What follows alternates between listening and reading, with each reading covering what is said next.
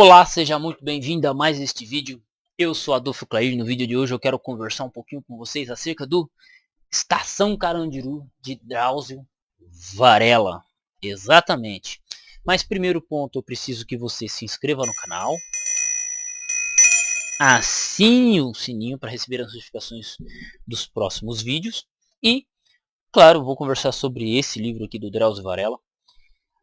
Para quem não quiser ler esse livro, cara, assiste um filme chamado Carandiru. Carandiru. E o vídeo de hoje ele vai seguir muito na pegada dos vídeos anteriores que eu comentei sobre por que os jornalistas odeiam os skinheads odeiam os jornalistas, porque Diário de um Skinhead, né, do Antônio Salas. E curiosamente, esse livro do Varela, ele segue a mesma pegada. Por quê? O Varela é um médico, né? Ele acho que trabalhou na Globo, eu lembro dele fazendo algumas reportagens na Globo, tendo um quadro lá no Fantástico e tal. E o Drauzio Varela, como médico, ele fez um trabalho voluntário dentro do Carandiru. Para quem não sabe o que é Carandiru, então preciso contextualizar. Foi o maior presídio da América Latina. E ele ficava a 10 minutos da Praça da Sé de São Paulo. Ele, em 92, teve uma chamada chacina, em que os presos começaram um a matar os outros. Aí chamaram a rota para terminar o trabalho. Chamaram a rota para terminar o trabalho. Aí a rota foi lá e terminou, né? O que os próprios presos já tinham começado. E aí, a partir daí, ele foi desativado e demolido próximo de 2016, alguma coisa assim. Eu não tô muito por dentro. E esse livro, por exemplo, do Drauzio Varela, ele é muito interessante nesse sentido, porque o Varela ele vai mostrar, ou ele vai como médico, tentar avisar o pessoal a questão da AIDS, de algumas doenças que estavam ocorrendo, né? E aí ele começa a fazer um trabalho voluntário lá dentro e ele começa a conhecer várias pessoas, muitas pessoas. E claro, como médico, como você é estudioso e você retrata, quando você retrata algo, você faz um trabalho sociológico. Assim como a grande obra de Os Sertões de Euclides da Cunha. Euclides da Cunha também é um outro livro que segue no mesmo esquema. Euclides da Cunha, né, Os Sertões. O que acontece? Quando você relata alguma coisa, mesmo você não sendo um sociólogo, um historiador, mas você relata, você gera uma observação sociológica, histórica daquilo. Né? Então, por exemplo, para as novas gerações, talvez isso aqui não faça muito sentido. O Carandiru talvez não seja tão pesado. Cara, mas na minha época de moleque era muito mencionado. E olha que eu sou caipira, velho. Eu sou do interior de São Paulo. Né? Mas a gente ouvia falar do Carandiru. E aí o Drauzio Varela faz observações, conta algumas histórias. Inclusive, o filme Carandiru, ele foi gravado no Carandiru antes de ser destruído. Teve a participação de algumas pessoas, inclusive o próprio Sabotagem, né? Sabotagem, ele teve o irmão preso no Carandiru, então ele sabia como que as coisas funcionavam lá dentro. Sabotagem ajudou. Ele não é que ele roteirizou o filme, mas ele ajudou com algumas questões, cenas que foram gravadas dentro de favela. O Sabotagem estava junto com a galera, né? Que foi um grande rapper do final dos anos 90 e início dos anos 2000. É uma pena que morreu tragicamente. Mas é aquilo, o crime cobra o seu preço, né? Assim como o ganguismo cobra o preço dentro do movimento punk skin.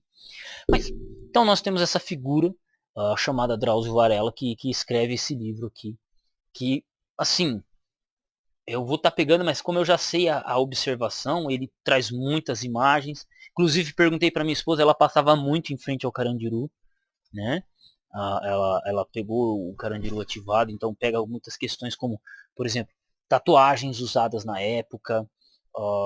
Deixa eu pegar uma outra imagem aqui, né? Cenas dos filmes, inclusive no filme, no filme Carandiru tem a Rita Cadillac. O Sabotagem dá um beijo na bunda dela. Muito louco, cara, muito louco. Assistam Carandiru, é um filme interessante, né? Aqui à frente do Carandiru.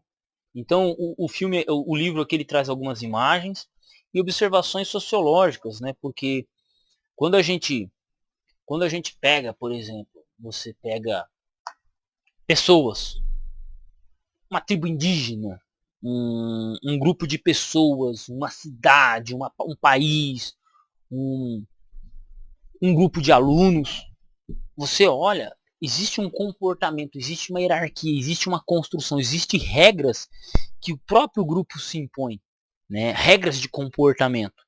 Né? Existem coisas que um aluno faz numa sala de aula que ele não faria fora. Existem coisas que as pessoas fazem fora de uma sala de aula, mas que não fariam dentro. Vou dar um exemplo muito simples. Brigar é feio? Cara, brigar é feio. Você sair brigando na rua com as pessoas, saem dando soco em todo mundo. É feio, é feio. Só que olha só, você não tem o MMA, você não tem o boxe, que as pessoas vão para ver duas pessoas saindo no soco um com o outro. Existem locais propícios ou certos locais que eles geram um tipo de comportamento. Você sai dando soco em todo mundo, né? Você sair dando soco em todo mundo é coisa horrível. Você vai ser preso, você é burro. Mas se você sair dando soco num cara dentro de um ringue, seja de judô, de MMA, de boxe, de tal, as pessoas vão te aplaudir. Né? Então, quando você observa o que acontecia dentro de uma prisão, estação Carandiru, ou você observa questões, por exemplo, que vão envolver pessoas que queriam uma massa de pessoas pobres que não tinham o que fazer e que são arrebatadas, são ajuntadas por um cara chamado Antônio Conselheiro, você tem um negócio chamado Sertões. E aí a República é obrigada a mandar um exército para cima. Né? Ou, por exemplo, quando você observa grupos de pequenos grupos independentes, de punk, skinhead, gótico, emo e por aí vai, você tem observações e análises. Então é muito interessante isso. Esse tipo de livro aqui, por exemplo, ele é muito importante porque ele retrata ele recorta uma coisa do que foi um dia. Do que foi São Paulo um dia. É claro que muito da nossa cultura ela mudou dos anos de 2010 para frente, podemos assim dizer, com a entrada da internet, com boa parte da população tendo acesso à internet. Isso mudou a nossa cultura, a nossa maneira de ver, a nossa maneira de agir. Mudaram-se os comportamentos, né? Eu poderia tratar aqui ao longo desse vídeo, mas, por exemplo, namoro, mudou, cara, a mentalidade. Por quê? Porque antes, como é que você namorava? Você namorava a menina da sua igreja, da sua escola, do seu bairro. Hoje, com esse negócio de Facebook, assim, Facebook já é coisa do passado, né? Você tem Instagram, você tem aplicativos de namoro, de conhecer pessoas, né? Às vezes você tá no Facebook de boa e aparece alguém pedindo uma solicitação de amizade e depois isso aí vira casamento, né? Acontece. Acontece, existem histórias nesse sentido. Então, pessoas de longas distâncias. Então, tipo, o cara lá do Rio Grande do Sul conhece uma mina lá do Espírito Santo e dá match, dá casamento, 3 filhos e vivem felizes para sempre. Uma mudança que a internet trouxe, que antes era muito difícil de acontecer. Você ia namorar pra você pegar uma menina diferente, você tinha aqui na cidade vizinha. Tipo assim, não era um bagulho fácil. Então,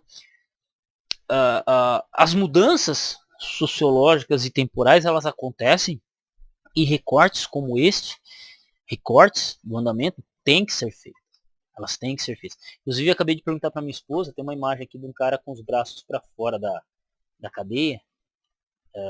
Deixa eu pegar aqui. Eu passei por ele aqui. Da cadeia. Um dos problemas que o Carandiru tinha muito era doenças, né? Leptospirose, AIDS, que foi a época da explosão, né? AIDS. Aqui, ó.